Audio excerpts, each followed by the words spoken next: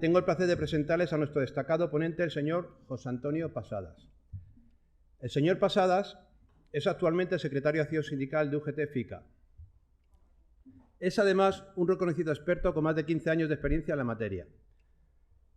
No voy a leeros el currículum por ahí rápido porque vamos mal de tiempo, que a las 2 tenemos la comida, porque el currículum es de media hora larga, ¿eh? Una de las cualidades más destacadas del señor Pasadas es su pasión por inspirar y motivar a otros. Su estilo de presentación es dinámico y cautivador, logrando mantener la atención de la audiencia durante toda su charla. Además, posee una gran habilidad para transmitir ideas complejas, de manera sencilla y práctica, lo que facilita el aprendizaje y la aplicación de los conocimientos adquiridos. Sin duda, el señor José Antonio Pasadas es un ponente que dejará huella duradera en cada uno de ustedes. Su vasta experiencia y su habilidad para transmitir conocimientos valiosos serán una fuente inagotable de inspiración y motivación para alcanzar el éxito en su vida profesional y personal. Les invito a todos y a todas a aprovechar esta oportunidad única de aprender de un verdadero experto. Demos la bienvenida al señor José Antonio Pasadas y disfrutemos de su enriquecedora presentación.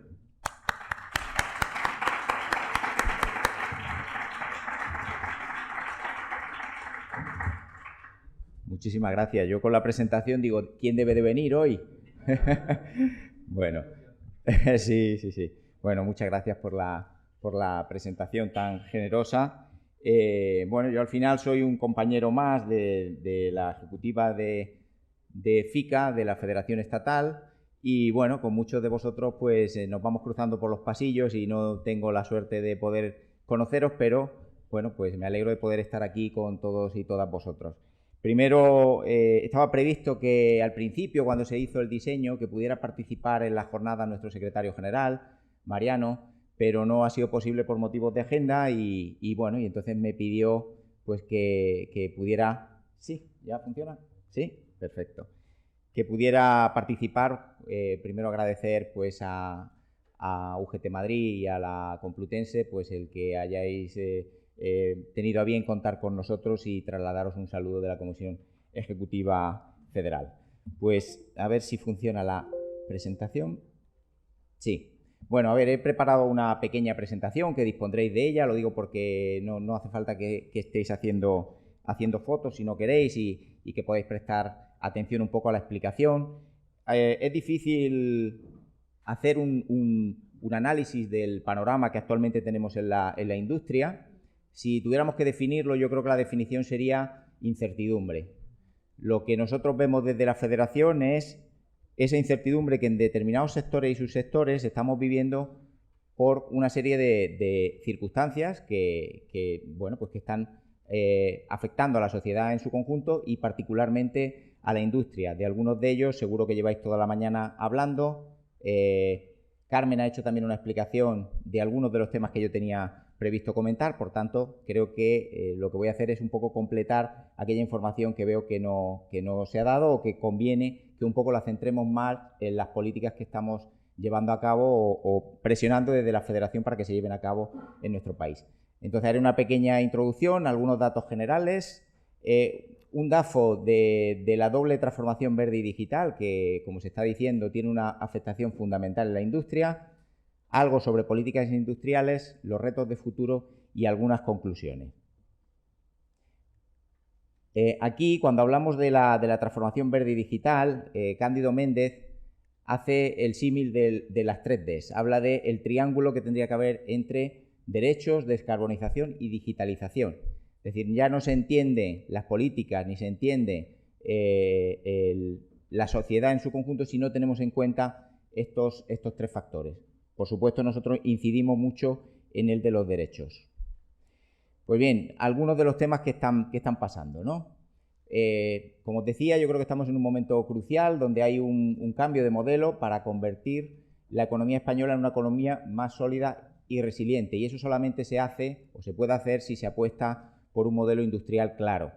Está más que demostrado que aquellos países que tienen una industria sólida son mucho más resistentes y más resilientes a los cambios que se produzcan y salen antes de las posibles crisis y de las oscilaciones económicas que se puedan ir produciendo. la transformación del modelo productivo, como os decía, por esa doble transición verde y digital, y la búsqueda de la sostenibilidad y la competitividad en un mercado global, teniendo en cuenta estos dos factores de transición. Y un tema fundamental, que es la afectación que tiene, y luego lo veréis en un DAFO que también hay por sectores, la afectación desigual que tiene toda esta transformación que se está produciendo en los distintos sectores industriales. Y nosotros lo vemos de manera muy clara en todos los sectores que tenemos dentro de la federación. En cualquier caso, lo que yo creo que sí que es fundamental es decir que ha habido un cambio de paradigma sobre el modelo industrial.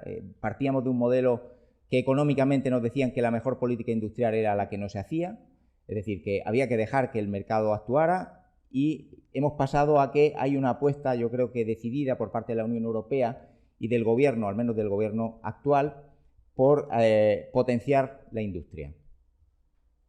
¿Se está llevando a cabo de una forma correcta estos cambios en política industrial? Pues yo creo que como siempre pasa cuando se quieren acelerar los temas, a veces hay una cierta precipitación y un caos un poco regulatorio en determinados aspectos, y por tanto eso dificulta que al final se pueda conseguir el objetivo o como mínimo conseguirlo a corto plazo. Esto tiene un recorrido más largo, pero lo que sí que estamos viviendo es una amalgama sobre todo de normas europeas, que ya os ha explicado ampliamente Carmen, y también a nivel interno, que algunas, como veremos, no han visto la luz y que nosotros estamos reclamando desde el sindicato.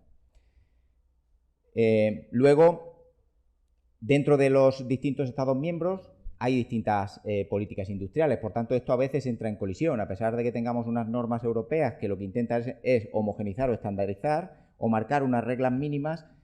Nos encontramos también con que puede haber políticas industriales en otros países de la Unión Europea que puedan ser más proteccionistas, y ya nos vamos además en el terreno internacional. Tenemos, por ejemplo, que ahí solamente lo nombro, el IRA, el plan de Estados Unidos, que es muy proteccionista con la industria de Estados Unidos, y en cambio nosotros a nivel europeo tenemos una mentalidad un poco más abierta, y eso también hay que ver cómo al final termina impactando en la Unión Europea. Y luego que la transferencia en materia de políticas industriales la tienen las comunidades autónomas, y cuando vamos a analizar, y lo hemos hecho con el anteproyecto de ley de industria, vamos a analizar cuál es la política industrial que se sigue en las distintas comunidades autónomas, vemos que hay una dispersión muy importante. Algunos datos generales, muy rápidos, para no cansaros con números. En materia de empleo hay una ligera subida del empleo en la industria, pero ahí lo pongo en rojo, hay unas fronteras muy difusas entre lo que es la industria y algunos sectores de servicios. Por tanto, la tendencia que hay, que es una tendencia que no es de ahora, es de estos últimos 15 años, donde está habiendo una terciarización de la industria y donde hay un trasiego de actividades que eran netamente industriales a servicios asociados a la industria. Esto, desde nuestro punto de vista, en la mayoría de las ocasiones lo que lleva implícito es una pérdida de calidad en el empleo. Tenéis ahí abajo, en materia de salarios, el coste de salario medio hora de este primer trimestre del 2023, que tiene una ligera subida y que está por encima de otros sectores, algunos también de nuestra federación, que nosotros consideramos industria, como es la construcción, y por encima del sector servicios también. Por tanto, los incrementos, para que tengáis algún dato de convenios colectivos estatales, está en torno al 4,23% los incrementos que hay de los convenios que tenemos negociados para el año 2023, un incremento de un 4,23% de los salarios. Y tenemos un tejido empresarial que es básicamente de pequeña y mediana empresa, con un volumen muy grande de empresas, pero con poco volumen de trabajadores. Y esto ya conocéis perfectamente la dificultad que tiene también a la hora de poder organizar a estos compañeros y compañeras, y que podamos canalizar un poco también sus reivindicaciones. Y luego, pues prácticamente en un 0,6% de las empresas tienen localizado el 39% del empleo y facturan más de casi el 60% de la facturación que hay dentro del sector industrial.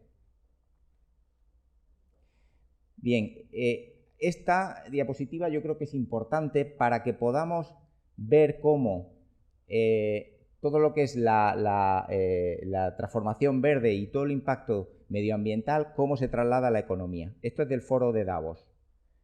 un foro eminentemente económico. Tenemos lo que serían los riesgos globales clasificados por gravedad a corto plazo y a 10 años.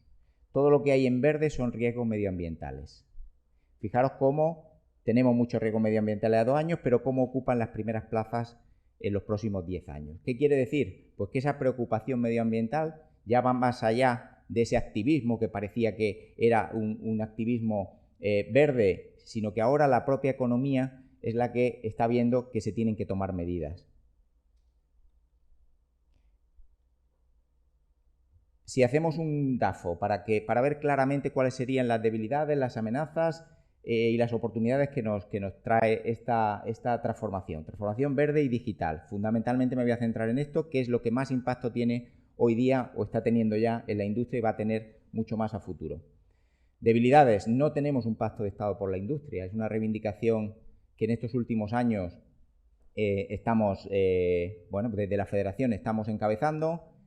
Somos, yo creo, la organización sindical que lo está pidiendo con más fuerza, este pacto de Estado por la industria, y ahora mismo lo que tenemos, luego lo veréis en otra diapositiva, son unas bases, un acuerdo de bases con el Gobierno de por dónde debía de ir este pacto de Estado por la industria. Pero lo que es un verdadero pacto de la industria, que sería un pacto negociado con los agentes sociales y económicos, y además que debería de contar con un amplio consenso de todos los grupos políticos, de momento no lo tenemos. Y es un talón de Aquiles y una gran debilidad que tiene la industria en nuestro país. La incertidumbre normativa. Tenemos una ley de industria del año 92 y teníamos un anteproyecto de ley de industria que pasó a información pública a finales del año pasado, en diciembre, que finalizaba el periodo para hacer aportaciones el día 5 de enero, donde desde nuestra federación hicimos muchísimas aportaciones, pero que ya partía a una velocidad en la cual no permitía que pudiera haber un análisis pausado y, sobre todo, para conseguir aquellos apoyos necesarios para poder sacarla adelante. Y lo que os decía antes, una regulación muy desigual a nivel de comunidades autónomas. Yo el pacto que más conozco, que los 2 últimos en Cataluña los coordiné yo por UGT, es un pacto real en el cual dividimos en grupos de trabajo cuáles eran las materias principales de ese pacto y donde desde el diálogo social fuimos pactando cada una de las medidas. Pero no solamente pactando medidas, sino poniendo indicadores de seguimiento de esas medidas y un presupuesto. Eso es lo que debería de ser realmente un pacto. Lo digo porque nos encontramos en algunas comunidades autónomas, y digo algunas porque muchas no tienen ni siquiera eso, nos encontramos que prácticamente lo que hay es un acuerdo que es un documento político, una declaración de intenciones donde todos decimos que queremos apostar por la industria, pero que realmente al final no es efectivo, por lo que os decía, porque ni está presupuestado y además no tiene indicadores concretos que podamos ver para poder ver si realmente se está cumpliendo. La industria también está perdiendo poco a poco peso en el PIB. También varía mucho esto dependiendo de las comunidades autónomas, pero para que os hagáis una idea, pues hemos perdido mucho peso. Teníamos un 26% en el año 80 y ahora estamos en un 15,3%. Esto también, dependiendo de la comunidad, varía. Abajo tenéis algún dato del VAP, de Navarra, País Vasco y La Rioja, que está entre un 29 y un 25%, y luego tenemos otras comunidades como Baleares, Madrid o Andalucía, que están entre un 6 y un 12%. Problema en materia de digitalización. Tenemos un problema en cuanto al uso de las tecnologías en las empresas. Estamos en el puesto 14 en la utilización de inteligencia artificial de la Unión Europea, en el 17 de Big Data, en el 17 también en especialistas en TIC. Y es un sector donde también hay que potenciar la presencia de mujeres, tanto en las formaciones y en las carreras STEM, porque hay una carencia muy, muy importante y no podemos hacer un cambio de modelo sin esa presencia de las mujeres también dentro del sector, y hay una carencia muy importante. El tema de la burocracia, también hay políticas a nivel europeo de Better Regulation y es un problema que también tenemos a la hora de que se implanten aquí empresas y de generar tejido industrial. Estas serían las debilidades, algunas de las debilidades. Amenazas: la fuerte dependencia energética y de materias primas críticas que tenemos desde nuestro país.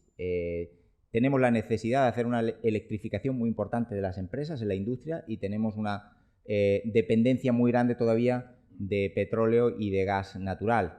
Y en cambio el uso todavía de las renovables, en esa electrificación de la actividad productiva, es muy bajo.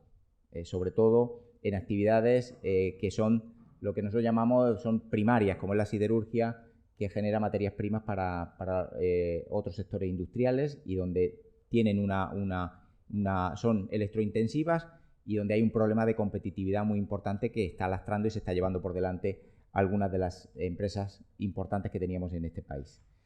La pérdida de tejido industrial en renovables. Esto, que podría aparecer como una oportunidad, ahora mismo es una amenaza. Y aquí os pongo que al final ahí decimos, bueno, las renovables generan empleo. El empleo que están generando es un empleo en este momento de instalación. Pero una vez que tengas el parque instalado, ya lo que hay es solamente un mantenimiento. Pero en cambio, lo que sería actividad industrial asociada a eso, se están perdiendo puestos de trabajo.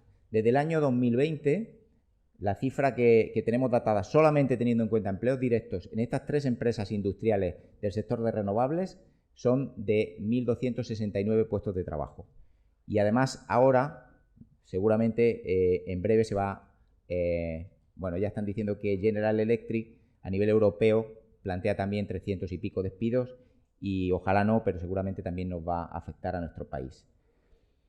El poco consenso político y de diálogo social industrial, sobre todo en determinadas comunidades autónomas, y sobre todo la falta de, pues eso, entre los distintos grupos políticos, de marcar una estrategia industrial única que permita pues, que al final se aborde pues, esa ley de industria y ese pacto de Estado por la industria que tanta falta nos hace. Y lo que os decía también, el tema de la pérdida de calidad en el empleo por lo que llaman la nueva industria, o la terciarización o servitización de la industria. Estos serían algunas de las amenazas. Fortalezas. Bueno, también vamos a ver el vaso medio lleno, ¿no? Podemos ver que también de aquí se generan, tenemos algunas fortalezas que nos pueden potenciar bien para hacer este cambio en el modelo industrial, ¿no? Vamos por delante en cuanto a modelo energético verde, en cuanto a descarbonización y en cuanto a inversiones en esta descarbonización. Pero como os decía, esto al final no se está traduciendo en una creación de empleo industrial, de producción de bienes de equipo asociado a esta generación de renovables, sino que seguimos perdiendo empleo. La fiscalidad de incentivos, que por mucho que digan algunos que se pagan muchos impuestos aquí, las empresas siguen teniendo ventajas aquí con respecto a otros países en cuanto a fiscalidad e incentivos. Estos serían algunas de las fortalezas que podrían hacer atraer tejido industrial. Esto parece que se ha quedado sin pila otra vez. Sí, porque se ha apagado la luz de aquí. Sí. Vale, creo que sí. Ahí, ¿la habías dado? Vale. Sí. Oportunidades, si no lo voy apagando y encendiendo y así la pila la voy estirando. Oportunidades que se generan. Pues la fuerte inversión en materia energética, que tiene que ser tractora de la actividad industrial.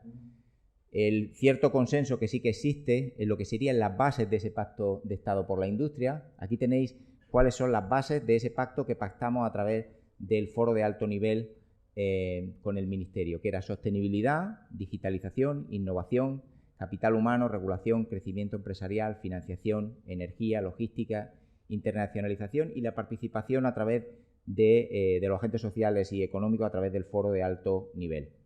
Y una oportunidad fundamental que son los PERTES, que es sin lugar a dudas la mayor inversión pública que hay en materia de transformación del modelo productivo, sobre todo ligada a digitalización y sostenibilidad. Aquí el objetivo que se persigue es la autonomía del país en materia de digitalización, ciberseguridad, tecnología, energías renovables, industria y también del sector alimentario. A ver si soy capaz de pasarla yo. Venga, hay una menos, ahora, vale. Aquí veis cuáles son los PERTES. Bueno, lo veis regular, pero sí que deciros que la mayoría son industriales. Nosotros lo que estamos pidiendo aquí es básicamente, a ver si... Pasa a la siguiente, por favor. Gracias. Después os diremos ¿Qué es lo que estamos pidiendo en los PERTE desde la Federación? Viene en una diapositiva más adelante. Pero políticas industriales. Yo aquí solamente enumero algunas y ya no me voy a entretener más porque Carmen lo ha explicado, pero estas son netamente industriales. Industria neta cero emisiones, que sería la fabricación de tecnologías para la neutralidad climática, reforzar el mercado de la electricidad, el reglamento de materias primas críticas, que es fundamental, y el mecanismo de ajuste de la frontera de carbono. Es decir, que no solamente nos preocupemos del impacto que tiene o la huella de carbono que tiene lo que se produce aquí, sino lo que también se importa desde fuera para evitar que se deje de fabricar aquí, pero nos traigamos, parte de productos que tienen una contaminación, aunque no sea aquí, sea en otro sitio. Ya está, he pasado, he conseguido. El anteproyecto de ley de industria. Como decía, finalizó el periodo para hacer aportaciones el día 5 de enero. Hemos tenido alguna reunión con el Ministerio, pero todo esto ahora al final se ha caído. Aquí hay un compromiso con Europa de tener una nueva ley de industria antes del 31 de diciembre de este año. Pero como sabéis que estamos con las Cortes disueltas, todo esto ahora mismo ha quedado paralizado. ¿Y qué pedíamos nosotros? Pues básicamente los puntos que tenéis aquí, destacaré algunos de ellos, ¿no? Como puede ser el modelo de gobernanza tripartito, es decir, no vale de nada que nos sienten en una mesa con muchos agentes, porque entendemos que la política industrial, quien la tiene que marcar, al final tenemos que ser los agentes sociales y económicos con el gobierno, para tener en cuenta el impacto que tiene en el trabajo, y esa debe ser la base de ese pacto industrial. Mecanismo específico de creación de empleo de calidad. No solo mantener la capacidad productiva, sino atraer inversiones. El anteproyecto que había estaba muy orientado en mantener el empleo, pero si no atraes nuevo empleo, no servirá de mucho esa ley de industria. Más recursos para pymes, base de convocatorias vinculada a crecimiento de empleo, memoria de impacto laboral. Esto lo comentaba antes Carmen. Nosotros lo que pedíamos era que aquí se marque una directriz de cuando salen bases de convocatorias vinculadas a ayudas a la industria, lo mínimo debería de ser que hubiera una memoria de impacto laboral. Es decir, igual que cuando hay una petición de una ayuda para tema técnico o para digitalización, te van a hacer un informe y una memoria diciendo que con esa maquinaria vas a conseguir mejorar la competitividad de la empresa, que haya una que diga cómo puede afectar eso también al empleo y cómo va a afectar, porque puede tener un impacto positivo, negativo o también transformador, es decir, que necesites diferentes perfiles y, por tanto, lo que se debería de hacer es exigir estas memorias de impacto laboral dentro de la base de la convocatoria de las ayudas. Que también se vincula a deslocalización. Esto lo hemos vivido todos y todas, es decir, ayudas públicas que se dan, dinero público, para que luego haya empresas que a los 2 días se deslocalizan y se nos van a otros países. Mecanismo de cohesión territorial. Hay un desequilibrio territorial importante, por tanto la ley de industria debería de hacer una apuesta porque hubiera una redistribución de las capacidades industriales a lo largo de todo el país, no que estuvieran concentradas solamente en algunos. Y eso viene en parte también de las bases de las convocatorias de las ayudas europeas. El mecanismo de Better Regulation, lo que os decía, la simplificación administrativa. En muchos casos hay mucha burocracia y eso dificulta y pues hace que el desarrollo del tejido industrial se ralentice. Ayudas como la contención del precio de la energía y las materias primas, la españolización de empresas tractoras, es decir, tenemos muchas empresas que son multinacionales que tienen capital de otros países y por tanto no tienen el interés que deberían de tener en continuar aquí, y a la mínima que hay alguna decisión priman de dónde es la matriz y normalmente salimos perjudicados. Tema de jornada de 32 horas semanales, que lo ha comentado también Carmen, que es una de nuestras grandes reivindicaciones y debería de alguna forma también hablar de que las jornadas industriales se tienen que ver reducidas. Y el impuesto a la digitalización y la robotización para mantener el sistema, que sabéis que es una reivindicación de la UGT. El primero que habló de este tema fue Pepe Álvarez y Bill Gates. O sea que hemos sido pioneros en este tema, es decir, al final no se puede mantener el sistema si no hay una contribución de esta digitalización y robotización. He podido pasar. Gracias. Los retos de futuro. Pues hay que adaptarse, queramos o no, nos tenemos que adaptar a estas dos transiciones, la verde y la digital. Esto ha venido, como dicen, para quedarse, aunque tampoco tenemos que caer en el determinismo tecnológico como caen algunos. No, es que la ciencia nos va a pasar por encima, no. o sea, la digitalización nos va a pasar por encima. No, nosotros tenemos que participar en cómo se implanta esa digitalización. Por tanto, tenemos que adaptarnos y ahí tenemos que participar. Fundamental, ya lo sabéis, la transición justa. Al final los procesos de transición justa son los únicos que garantizan que estas transformaciones se hagan de una manera ordenada y que además tenga un impacto positivo en la sociedad y en el trabajo, en el mundo del trabajo. Y exigir, pues eso, políticas que potencien el modelo industrial y sostenible y competitivo. En definitiva, al final lo que se trata es de anticiparnos, es decir, no esperar a que al final esto nos pase por encima. Aquí no veis nada, disculpar porque aquí no había más capacidad para poder hacerlo más grande, pero lo tendréis. Aquí lo que hace, y yo creo que es importante, porque esto además es lo que me encuentro yo cuando me reúno con los sectoriales míos, porque lo que a uno le puede beneficiar, a otro sector le perjudica. Entonces les propuse, les dije, oye, vamos a ponerlo todo en una planilla, al final somos toda una federación y tenemos que ver qué ventajas o qué desventajas, qué amenazas puede tener un sector con respecto a otro. Y aquí lo tenéis de alguna forma, tenéis una relación de algunos de los factores importantes que los distintos sectores, en unos tienen un impacto más positivo y en otros pueden tener un impacto más negativo. Aquí tenéis una parte y aquí tenéis la otra. Lo tendréis en la presentación cuando os la pasen. Bien, pues ¿qué podemos hacer desde el sindicato? Lo que decía, anticiparnos. ¿A través de qué? Pues del diálogo social, como sindicato más representativo que somos, pero también a través de la negociación colectiva, y Carmen lo decía, como sindicato en los sectores, pero también como delegados y delegadas y como secciones sindicales en las propias empresas. Al final, todo esto tiene una componente también muy cercana a nosotros, es decir, no afecta igual a todas las empresas, no afecta igual a todos los sectores, por lo tanto habrá que adaptarlo a cada empresa, a cada territorio, y aquí tenemos que tener una participación importante. Diálogo social en Europa, pues habéis tenido aquí a Carmen, ya os ha explicado todo. Yo creo que la faena que se está haciendo o que estamos haciendo en Europa es fundamental, porque de aquí viene todo, van a venir todas las obligaciones que vamos a tener en los próximos años, las que vamos a tener nosotros y nuestras empresas, y por tanto tenemos que tener allí una participación activa, y yo creo que lo estamos consiguiendo y estamos siendo punta de lanza. Exigiendo el seguimiento y cumplimiento de los acuerdos. Hablábamos de los planes de transición justa. Aquí tenemos al compañero Víctor, que es el responsable del sector minero, que lo que está haciendo al final es reclamar que haya una convocatoria de la Comisión de Seguimiento del Acuerdo del Carbón, que lleva más de 10 meses sin reunirse, y donde tenemos una participación y donde vemos que hay cosas que no se están cumpliendo, cosas que no se están haciendo como se tienen que hacer, esos compromisos a los que habíamos llegado. Y si ha habido algún sector que ha sido responsable con esta transición, ha sido el sector del carbón, pero nos tienen que respetar los espacios que tenemos de diálogo social, y aquí lo que hacemos es reivindicar esa participación.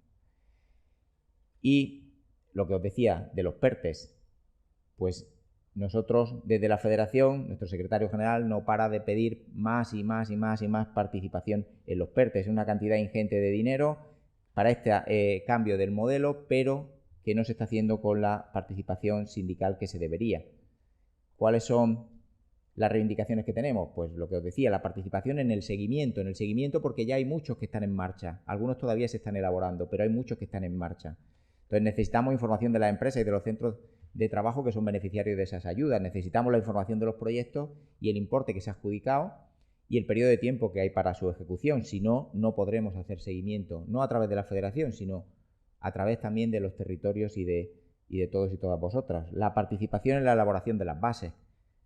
En la participación del seguimiento ya vamos tarde. Si no somos capaces de influir en la letra, es decir, en cómo se tienen que desarrollar esos PERTES, qué es lo que recogen, lo que os decía antes, inclusión de cláusulas sociolaborales que sean vinculantes para las empresas beneficiarias. Exigir la elaboración de una memoria de impacto laboral, que para nosotros eso es vital.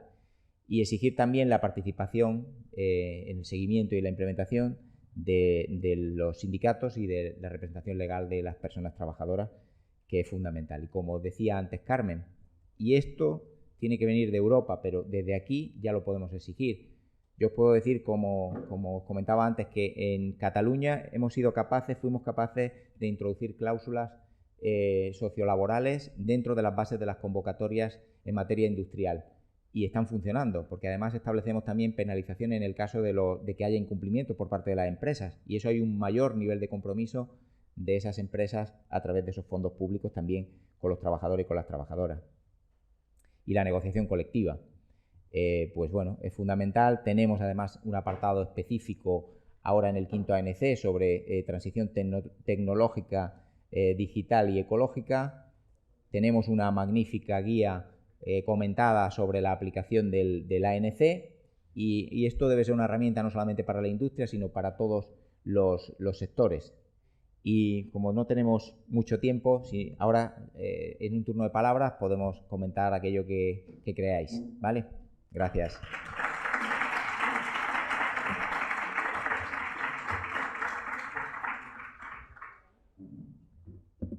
Pues si hay alguna palabra, a los que habéis estado tomando nota, no os preocupéis, que José nos va a hacer llegar la presentación y os la haremos llegar, ¿vale? Para que lo veáis.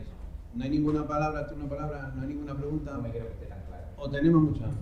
Eso es O tenemos mucha hambre. Ahora es Yo te voy a hacer una pregunta muy sencilla, que para ti, para mí es complicada. Siempre que se habla de industria, se habla de empleo de calidad. ¿Por qué? Pues fundamentalmente yo creo que ¿Se oye bien? ¿Se oye? ¿Sí? Yo creo que fundamentalmente es porque en la industria hay una negociación colectiva fuerte. Al final hay otras actividades que están más dispersas, pero la industria, por su propia fórmula que tiene, al final tú tienes a las personas, las tienes concentradas en centros de trabajo muy localizados, donde tú puedes organizar a la gente, pero sobre todo, es decir, en aquellos sectores donde hay fuerte presencia sindical y los trabajadores y las trabajadoras están organizados, van a tener mejores convenios colectivos y sin lugar a dudas van a tener mejores condiciones laborales. Eso no quita, y también es un debate que ahora tenemos dentro de la federación, que quizás no deberíamos de tener tantos convenios colectivos como tenemos, porque a veces cuando el alcance o el ámbito funcional que tienen esos convenios colectivos se va reduciendo el número de personas afectadas, se va perdiendo capacidad de negociación. Sobre todo porque además tenemos un inconveniente importante en los últimos años, que es que hay muchas patronales que están desapareciendo. Y ahora estamos un poco en aquellas directrices de no abrir más ámbitos de negociación, de más convenios colectivos sectoriales, sino de integrar dentro de los que ya tenemos, integrar determinadas actividades. Y también la posibilidad de abrir el ámbito funcional de algunos de los que tenemos para incluir varias actividades y varios convenios colectivos. Pero la base fundamental es la organización de los trabajadores y las trabajadoras a través del sindicato. Muchas gracias. ¿Tenemos más preguntas? Yo quiero hacer.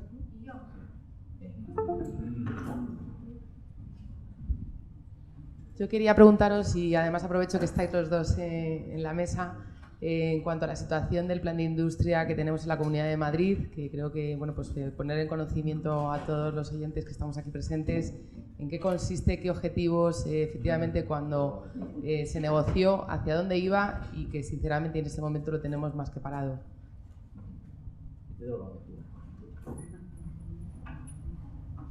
Bueno,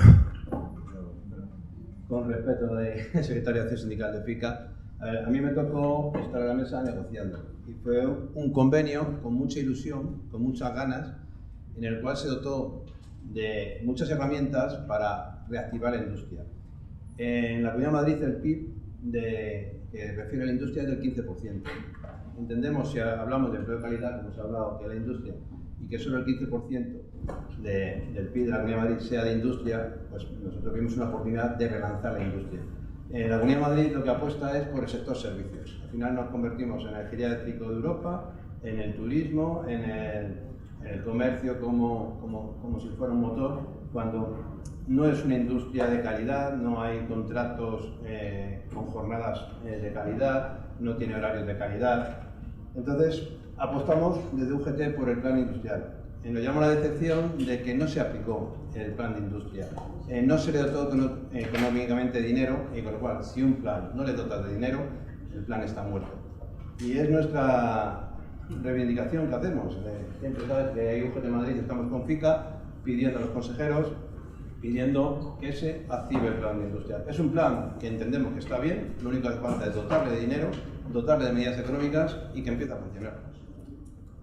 Sí, yo el Pacto de Madrid lo conozco menos, pero bueno, básicamente a mí lo que me llega, sí, lo tengo, lo que me llega es que, bueno, pues eso, que se negocia con muy buena voluntad, con una, bueno, pues con la intención de reforzar la industria en la Comunidad de Madrid, pero que al final no deja de ser, o el gobierno, que es el que tiene que ponerlo en marcha, de ser una declaración de intenciones que al final no termina de aterrizar. Por lo que decíamos, porque si tú al final no haces una dotación presupuestaria para poder llevarlo a cabo, es muy complicado de que haya pacto. Yo, perdonadme que me vuelva otra vez al que más conozco, pero nosotros, entre un pacto y otro, teníamos uno en Cataluña en el año 2007, cuando tocó hacer la renovación, dejamos un año en medio, que fue además coincidiendo con la pandemia, y nosotros no firmamos un pacto transitorio porque no tenía presupuesto.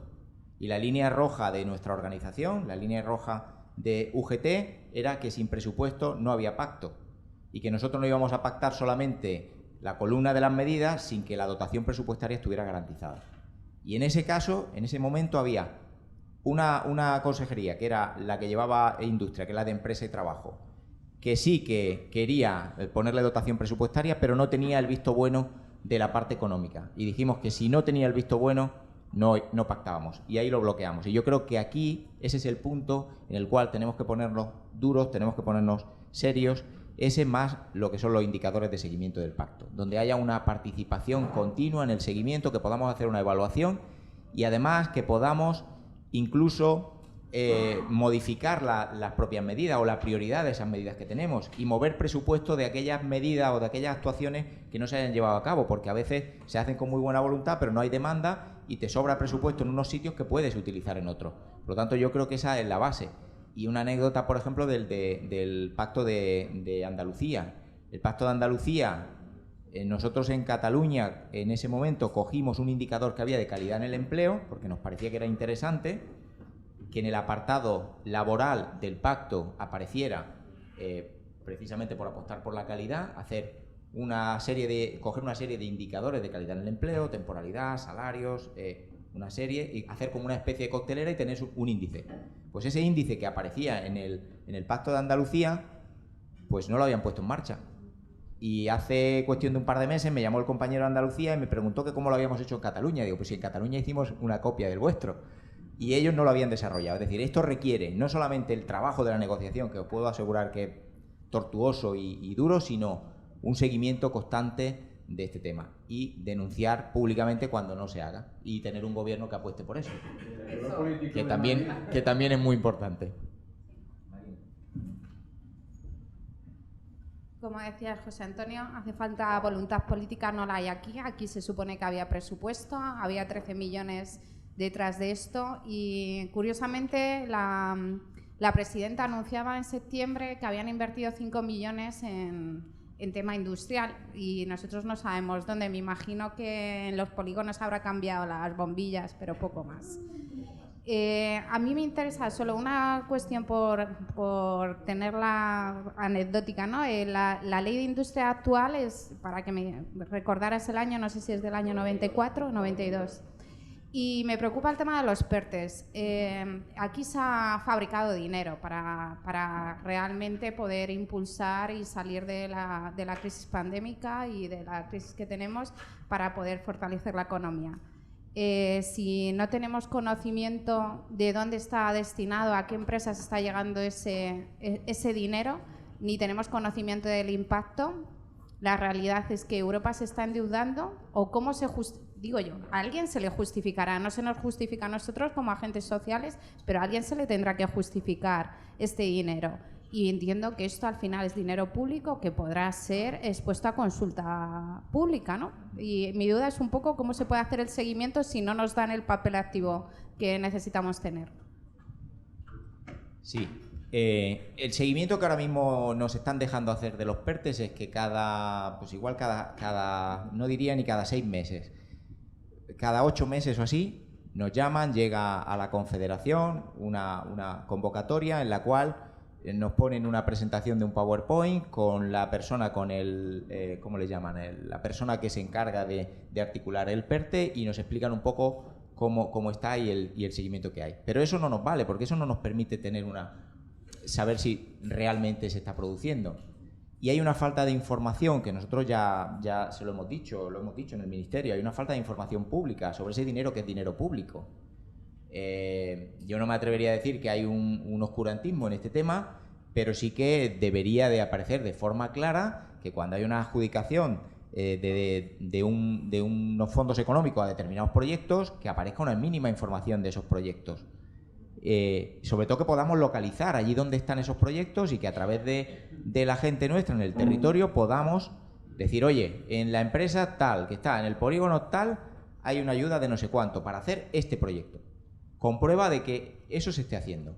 Porque el seguimiento al final se trata de que nosotros vayamos a esas reuniones con un informe donde nosotros podamos decir, oye, eso que el papel al final lo aguanta todo, pues aquí no se está elaborando bien, allí no nos están dando participación, allí falta transparencia, y al final eso es una garantía también para el propio gobierno que pueda dar gestión de esos PERTES, porque sí que la Unión Europea va a pedirla, esa gestión, y va a pedir un desarrollo de esos proyectos y va a pedir una gestión y cómo se ha hecho, cómo se ha adjudicado, cómo todo esto. Y yo no digo que no se esté dando, pero a día de hoy nosotros tenemos que decir que nos falta información.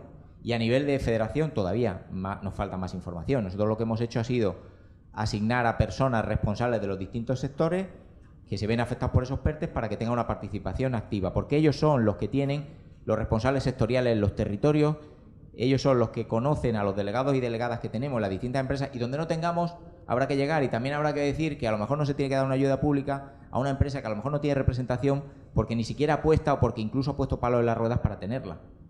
Y esto es un tema que a nosotros nos preocupa y es la única manera de poder hacer seguimiento. Y ahora mismo el tema lo tenemos así. Bueno, pues si no hay ninguna pregunta más, que nadie se quede con ganas, ¿eh? Pues damos por concluido y pasamos a la comida. Venga, nos vemos luego. Hasta luego.